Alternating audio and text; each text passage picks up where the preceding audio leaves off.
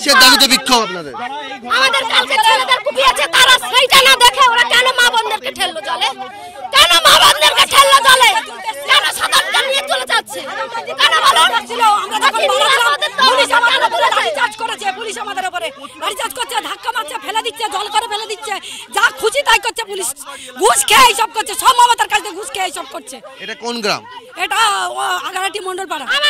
মাঝের সরবেরিয়া, পুরাতন সরবেরিয়া, আগারাটি মন্ডলপাড়ার অভিযোগ একটাই, যে অভিযোগ হচ্ছে ভোট শেষে তৃণমূলের তরফে লাগাতার হুমকি দেওয়া হচ্ছে এবং সেই হুমকির জেরে তারা এখানে বিক্ষোভ দেখাচ্ছেন।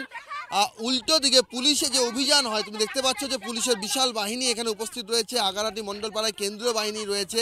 সেই বাহিনী ঢোকার পরেই গ্রামবাসীরা তারা উত্তপ্ত হয়েছেন। আপনাদের বিরুদ্ধে পাথর ছোড়ার অভিযোগ, পাল্টা আক্রমণের অভিযোগ। ওনারা আগে পাথর ছুঁড়েছেন, ওনারা পুলিশ কর্মী হয় পাথর ছুঁড়েছেন, তাহলে আমাদের বাধা কোথায়? ওনারা যদি পুলিশ কর্মী হয় ছুটতে পারে, আমাদের বাধা কোথায়? আমরা আত্মরক্ষার জন্য করতেই পারি, পুলিশে আরো একটি বিশাল বাহিনী, তুমি দেখতে পাচ্ছ যে পুলিশে আরো একটি বিশাল বাহিনী, এই মুহূর্তে পুলিশে আরো একটি বিশাল বাহিনী। পুলিশের বাহিনীর মধ্যে দেখেন পুকুরের মধ্যে ঝাঁপ দিয়ে তারা চলে যাচ্ছেন, তারা পার হচ্ছেন। এখানে পুলিশের বিশাল বাহিনী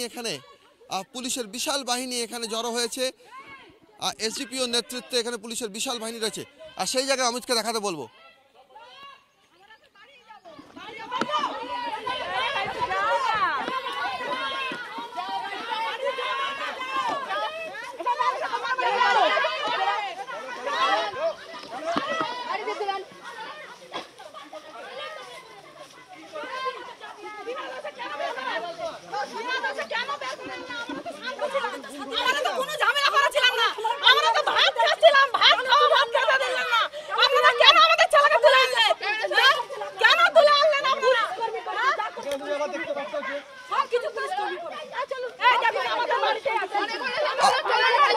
পুলিশের তরফে 144 ধারা জারি রয়েছে, সেই জমায়েত সরিয়ে দেওয়া হচ্ছে। গ্রামের মধ্যে কোনো রকম কোনো জমায়েত চলবে না, সেটাই পুলিশের তরফে বলা হচ্ছে। যেটা মহিলাদের অভিযোগ, তাদের বক্তব্য হচ্ছে যে গতকাল শনিবার যে ঘটনা, ভোটের সময় যে ঘটনা ঘটেছে, যে ভোট হিংসার ঘটনা ঘটেছে, সেই ভোট হিংসার ঘটনার পর তৃণমূলের তরফে পাল্টা হুমকি দেওয়া হয় এবং সেই হুমকির জেরে এদিন মহিলারা বিক্ষোভ দেখান, জমায়েত হয় গ্রামের মধ্যে। এবং সেই পরিস্থিতিতে সেই খবর পেয়ে পুলিশের তরফে যখন এখানে গ্রামে যখন আসা হয়, গ্রামে যখন অভিযান চালানো হয়, তাদের বক্তব্য হচ্ছে যে এই ঘটনায় অভিযুক্ত একজনকে আটক করার উদ্দেশ্যে পুলিশ এখানে গ্রামের ভিতর ঢোকে এবং সেই সময় গ্রামে উত্তপ্ত হয়ে ওঠে পরিবেশ।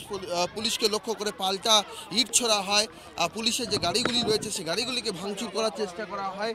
এবং এরই মধ্যে পুলিশের তরফে তখন এসডিপিও নেতৃত্বে বাইরে বাহিনীকে রেখে, এসডিপিও নেতৃত্বে তুমি দেখতে পাচ্ছ যে এসডিপিও নেতৃত্বে বিশাল বাহিনী গ্রামের ভেতর ঢোকে এবং গ্রামের ভেতর ঢুকে অভিযান চালায় এবং সেই অভিযান চালানোর সময় পুলিশে তুমি দেখতে পেলে একটু আগে যে ছবি দেখা গেল, যে মহিলারা যে জল জমে রয়েছে মাঠের মধ্যে, সেই জল টপকেই তারা কোনো মতে পালিয়ে যান। এবং আরও কয়েকজন মহিলা যারা রয়েছেন তাদের একটাই বক্তব্য যে পুলিশের তরফে পুলিশ গ্রামে ঢুকে পরিবেশকে উত্তপ্ত করেছে এবং সেই কারণে এই পরিস্থিতি।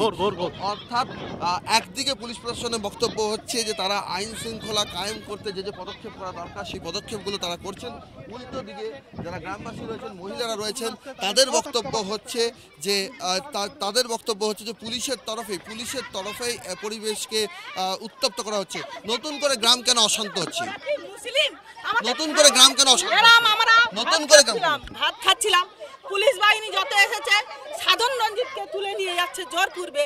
কালকে নিয়ে গেছে ওই জিতেন পাত্রকে তুলে নিয়ে গেছে, বলেছিল আমরা জিয়াসবাদ করব, সেটা জিয়াসবাদ না করে তাকে চালান দিয়ে দিয়েছে। তার বউ বাচ্চা কান্নায় ভেঙে পড়েছে। একজনের মা